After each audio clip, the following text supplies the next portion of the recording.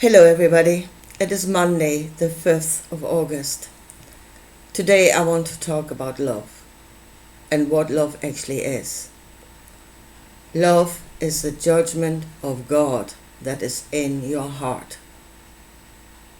It is a feeling and that is in your heart. And for those that say, oh, you should not judge, but you should be all love. Love itself is a judgment. It is a judgment of good and bad, and love is judging it to be good. That is what love is. So now how do we arrive at that judgment for it to be a sound judgment in our heart? Yeah? Because if you say, oh, you should just love everything, you're not of sound judgment. And the God inside of your heart is a lunatic. So I want to show you how to have a true judge in your heart, a true judgment in your heart. Now there are three, I had this comment saying, talking about the brain and the division in the brain, the two halves of the brain, saying that one is the more rational part, the calculating part, and that the other is the feeling knowing. And here you're already going wrong. There is no feeling in your brain. That is the entire point. That is why she is a calculating cold bitch. There is no feeling in your brain. That is not the function of the brain, to feel. There are three brains in your body, three places where there are neuron-like cells in your body. So there's a head, there's a heart, and there's your gut. And they all have their own knowledge, and they all have a function. Yeah? And in order to create a sound judgment in your heart, you will need your full body knowledge. To function as a human being, you will need the full knowledge of your body. So let's start with the brain. Brain is the female. That is Eve. Yeah? Now, it is divided into two parts, obviously it is. And one part is the knowledge of now, right now, at this moment. And that is what I would call the ego. Yeah? That is all you know, just right now. And yes, the information input for now is actually restricted. Because your five senses, you're surrounded by stuff. And your five senses pick it all up. But it is restricted to what it is you need to know. Because again, you would be in information overload if you were aware of everything at the same time. So it restricts the knowledge to what it is you need to know at the moment. So the other half of your brain is the predictive part. And that is where you become creative. That is where your creativity is. And your imagination. Because you are moving away from what is now to what might be in the future. And again, you need that function. Yeah? You cannot live just in now because you have to go somewhere. So you need that function of predicting the future. Again, that part of you can go far out. Yeah? How far out do you actually want to go? And does it still serve you? Or go into your beautiful imagination. Yeah, how far do you actually want to go? Again, you can restrict that. And sometimes it's wisdom to restrict that just a bit. But that is your brain. That is the knowledge of your brain. That is the female. Now the brain in your lower nature, that is your lower nature. is emotional intelligence, it is emotional knowing. That is the husband, that is Adam.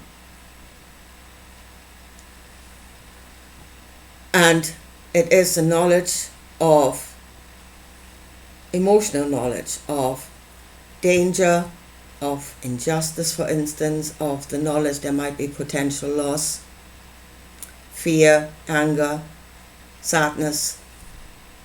Those are your emotional knowings. Now, one thing is that for the most part, as I said, Eve takes the apple off the tree and it gives it to her husband. Now, the husband is only eating what Eve has given him. Yeah? So what apple are you giving to your husband? That's the first question. What are you feeding yourself? Again, true knowledge should be based on the input of your five senses and knowledge of now. That's a sound foundation. For many at the moment, their knowledge of now is not derived by their five senses, it's what they're hearing on the news. And again, you're living in imagination, not even your own imagination, somebody else's imagination. You're accepting that as reality and you're feeding that to yourself, to your husband. And you have an emotional reaction, and then comes the judgment in the heart. And here is the feeling. You know, when people say, follow your gut feeling, no, feeling is in the heart. That is the emotion, your gut emotion. And yes, I think you should follow that. You should make sure you feed it the right thing first. But if you do, then you should listen to that reaction. Absolutely you should.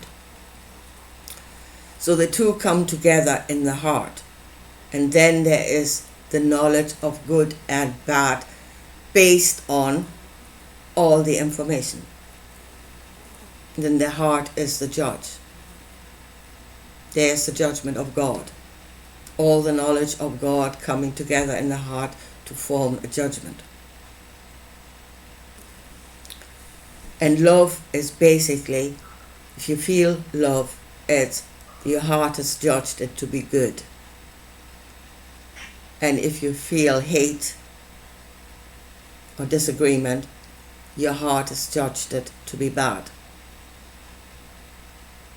That is that. Now, again, you know, you should not hate. Hate is a judgment. You should be all love. You go into heaven where it's all love. And Jesus showed you the way.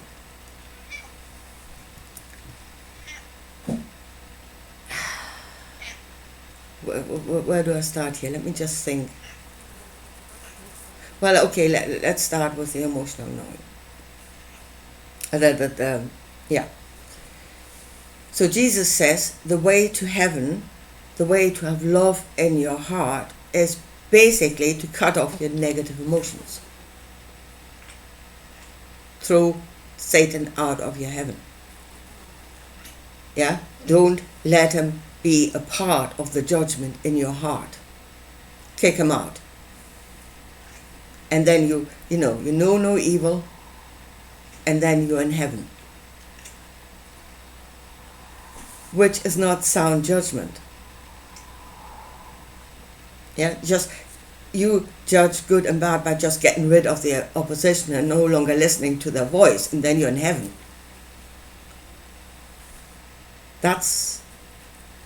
Is not the way. That was his way, but it's not the way. You're listening to a lunatic. Yeah, he did that within himself. He didn't done away with a negative judgment, and whatever came after that was based on that. And then you are following a lunatic that was not of sound judgment in the first place. Right. But then if you cut that off, you're now coming to the head-heart connection that is being touted everywhere at the moment, yeah? Head-heart connection, detached from your lower nature, detached from the judgment of your lower nature. And now you're in heaven and everything is possible. Great stuff. I want to come back to the prophecy on Hopi Rock. Yeah? Where the upper timeline, those that are detached, where their head is detached from their body, that is how they are depicted in the upper timeline. The head is detached from the body. The head is no longer connected to the other brain. Yeah? Their timeline will end. There's another ancient teaching, that is the teaching of Sophia. Sophia is wisdom derived from predictive reasoning. That is head. She's a female, she's the head. She's going by her own predictions. Again, she is creating without her husband, without the emotional knowing, on her own. And what she creates are abominations. Yeah? So then anybody at the moment that is touting just the head and the heart, and that the judgment of the head is all that there is inside of the heart. And yeah, then everything is love because there is no opposition. Everything is light, everything is possible. You're in a state of a psychopath.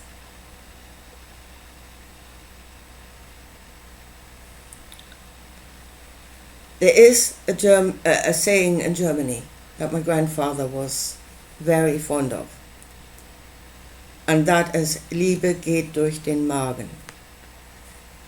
Love goes through the stomach. It needs to go through the entire process. Yeah? And the feeling of love, true love, love based on true knowing, means that this process has to happen, the desire or the predictive possibilities of the brain, again, they need to go through the judgment of the stomach, of the knowledge of the stomach, and then love will come into your heart when the lower nature is still. Yeah, okay, that is true. Once the lower nature is still, once Satan steps aside, yeah, love will fill your heart. That is very true. But how do you get to that state? Yeah? By cutting off your lower nature, by no longer listening to the opposition, by condemning it, or by going through a process over and over until there is an agreement, when everybody is in agreement, and then Satan will step aside and he will be still. But then love goes through the stomach, through the judgment, through the knowledge of the stomach, and then you will have a judgment in the heart that is love. But it will be based on sound reasoning. And that's what it should be. Because otherwise, your love is a delusion, is deluded. We do that quite often. That we think we love somebody. Yeah?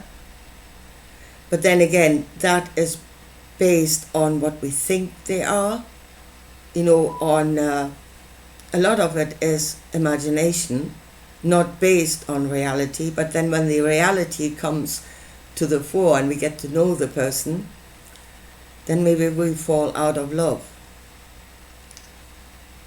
But then your love, the first love, was not based on reality. And it was not true. That is not true love. Love that shies away that from the judgment of, or from the knowledge of danger, of justice, or whatever that would judge it.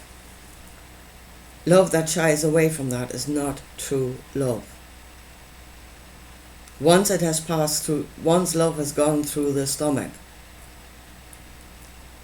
and everything is in agreement, that is a true judgment, and then it is true love.